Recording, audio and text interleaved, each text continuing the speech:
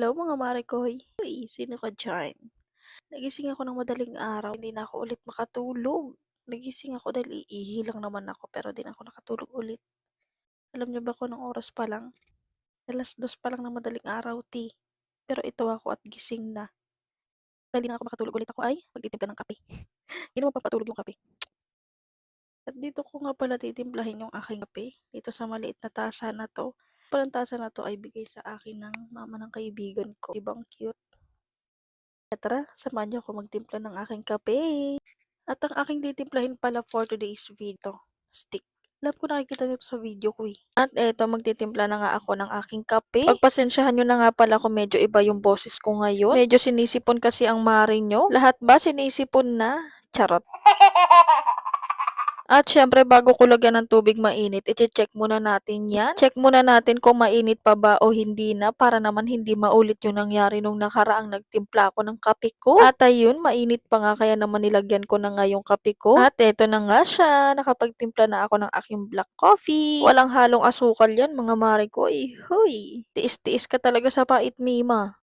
Nakapagtimpla na nga pala ako ng aking kape mga mare ko at ako ay aakyat na.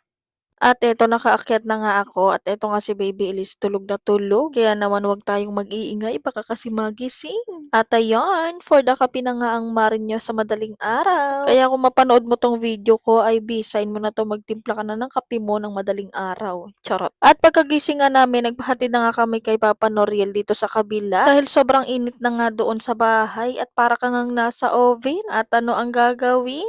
Uy, siyempre magkakape. At ang mga oras na to, ako ay naglalagay ng tubig sa washing machine. At habang hinihintay ko nga na mapuno yung washing machine, ito ang bata, busy-busy nga sa kanyang pagsasayaw. Medyo marami-rami na naman kasi ang aking labahin. Kaya ito at maglalaba na nga ang mari nyo. Hindi pa nga nagsisimula, pero ito at napaka-haggard na nga ng face. Huy, sino ka naman dyan? At ito ang si Baby Elise, walang kapaguran at for the sayaw pa rin. O diba, mapapasana all ka na lang talaga sa sobrang dami niyang energy. Bigyan mo naman ako sis. Charot. Hinayaan ko na nga siya dyan kaysa naman lumabas siya at napakainit nga sa labas. At eto, for the time-lapse nga ang mari nyo.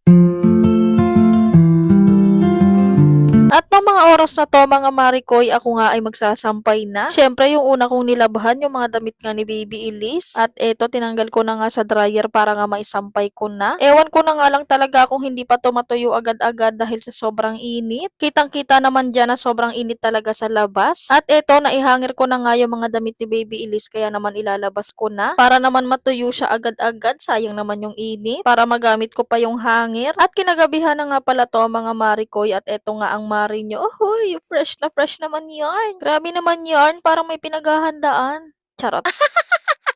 At eto nga ang bata, pati ang talong na pagtripang laruin. At eto nga ang mari nyo, medyo sinisipon-sipon. Bakit naman ngayon pa? Charot. Uso ba talaga ang sipon ngayon? Lahat ba sinisipon na? Charot.